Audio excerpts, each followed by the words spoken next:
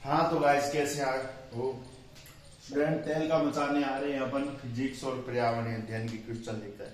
अपनों ने बात कर ली थी यहाँ पर किसकी अपनों ने बायोलॉजी की बात कर ली थी। वैसे क्वेश्चन और हैं और भी करवाएंगे लेकिन ये मिक्सिंग चल रहा है इसलिए स्टूडेंट चलने दो इसको। इसमें पर्यावरण अध्ययन आ गई है उसमें जीके भी आएगी लेकिन अपने इसकी जितना हो सके मैं करवाने की कोशिश करूंगा। तो अपने बाद में आती है फिजिक्स और पर्यावरण अध्ययन के मिक्सिंग क्वेश्चन है जो इम्पोर्टेंट है जो आए हुए हैं। तो सबसे पहले फिजिक्स में बात करते हैं तो 1 नैनोमीटर बराबर है, ठीक है, कितना होता है 10 एंगस्ट्रॉम। 1 नैनोमीटर बराबर कितना होता है 10 एंगस्ट्रॉम, यानी 1 नैनोमीटर में कितना होता है 10 एंगस्ट्रॉम।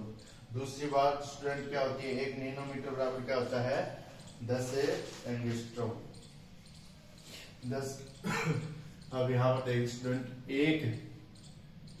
1 नैनोमीटर बराबर मीटर में सेंटीमीटर में मीटर में पूछे तो 10 के पावर -9 नैनोमीटर 10 के पावर 9 मीटर ये होता है।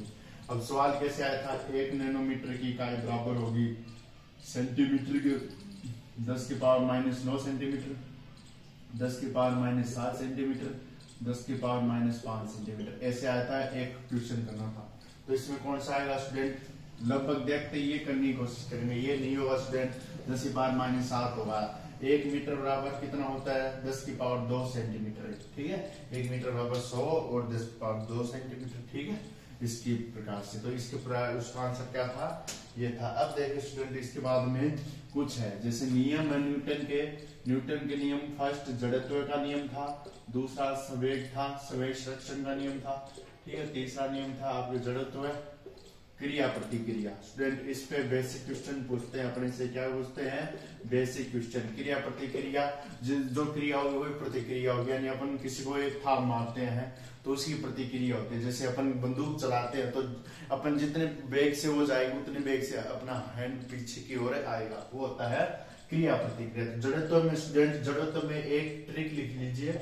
जड़त्व में लगभग बस वाले क्वेश्चन आते हैं जड़त्व, ठीक है। बस वाले क्वेश्चन आते हैं। जैसे आप बस चल रही है, चलती बस में अपने को चलना है और बस चालने से रुकती है तो अपने को धक्का लगता है जिसकी ओर से अपन बाहर की तरफ जाते हैं तो उसमें क्या है जड़त्व है, उसमें क्या लगता है जड़त्व है। दूसरी बात स्टूडेंट क्या है जड़त्व में बस की ओर बाहर की ओर खिड़की की ओर धक्का लगना। दूसरी बात जड़त्व में क्या आएगा स्टूडेंट धक्का लगता है ना। उसी प्रकार से अपन क्या करते हैं जैसे बस चलती है तो खिड़की की तरफ या उतरते हैं तो क्या करते हैं अपन थोड़ा बाहर की ओर खिसकते हैं, जड़त्व में आएगा।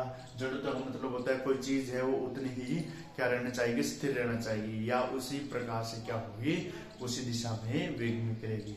दूसरी बात देखिए स्टूडेंट मान लीजिए कोई कार है, वो कार चल रही है। एक प्रश्न आया था अगर कोई कार है वो क्या चल रही है, अगर कोई कार है वो अपनी दुगनी गति से चल रही है और ड्राइवर को उस गति को कम करने के लिए वेग लगाना पड़ेगा 2 गुना 4 गुना 3 गुना 5 गुना, तो 4 गुना वेग लगेगा। अगर कोई कार चल रही है जड़त्व पर आधारित था और उसमें क्या करना था उसको रोकने के लिए कितना वेग लगाना पड़ता है स्टूडेंट 4 गुना। कितना 4 गुना। अब देखिए स्टूडेंट इसके बाद आता है पलायन वेग बहुत इंपॉर्टेंट है भगवान के सब। पलायन वेग कौन सा होता है किसी पत्थर को अपन फेंकते हैं, ठीक है, वो होता है पलायन वेग रॉकेट में काम आता है स्टूडेंट रॉकेट में। और स्टूडेंट इसमें क्या होता है अगर आप किसी को भगवान के सब पलायन वेग में है वो क्या हो जाता है पलायन वेग मतलब किसी चीज को फेंक दिया वापस नहीं आती। रॉकेट है, ठीक है, रॉकेट है तो वो क्या जाती है 11.2 किलोमीटर प्रति सेकंड की रफ्तार से। अगर आप अपनी जीएफ को 11.2 किलोमीटर प्रति सेकंड की रफ्तार से फेंके तो भगवान कसम वो क्या कर जाएगी इस अंतरिक्ष में चली जाएगी, वो इसको पार कर जाएगी, ठीक है। तो ये कितना है पलायन वेग है 11.2 किलोमीटर। और रॉकेट का उड़ना रॉकेट का उड़ना, ठीक है। दूसरी बात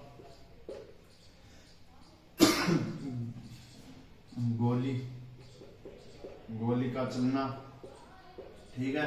संवेग में F बराबर मा होता है। संवेग में क्या होता है F बराबर मास इंटू एक्सलेशन, ठीक है, मास इंटू एक्सलेशन। संवेग संरक्षण का नियम यही है मास इंटू एक्सक्रेशन है, इसमें 4 गुना हो जाता है। स्टूडेंट गोल ही चलाते हैं तो उसमें पूछ लेगा अपने से रॉकेट का उड़ना, इसमें सभी में क्या है, क्रिया प्रतिक्रिया। कौन सा नियम लगता है, क्रिया प्रतिक्रिया, यानी क्रिया की प्रतिक्रिया।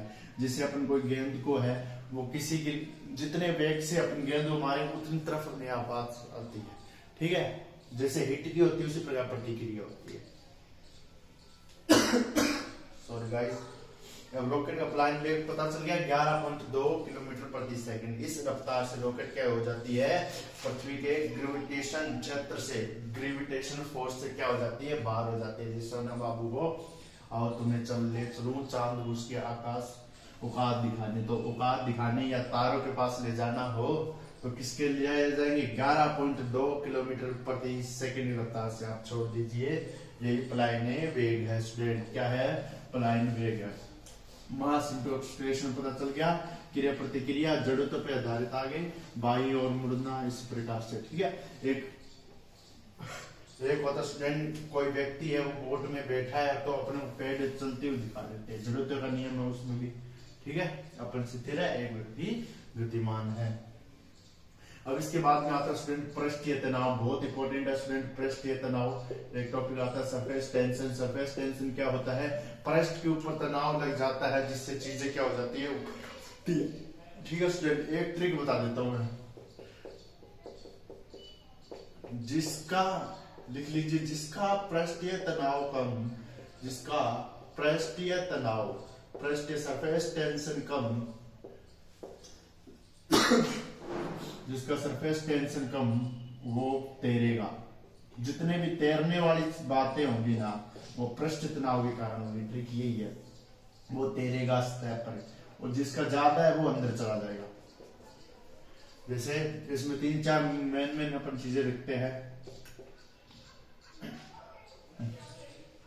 बूंद का गोल होना, बूंद का गोल होना, ठीक है। इसमें बुलबुला है, बुलबुले में 2 पृष्ठीय सतह होती है। बूंद का गोल होना, फर्स्ट बात तो वर्षा की बूंद होती है वो गोल होती है स्टूडेंट। दूसरी बात क्या आएगी इसमें, पानी की सतह पर, पानी की सतह पर तेल का तैरना, तेल का तैरना, सॉरी गाइस, पानी की सतह पर क्या करना, तेल का तैरना।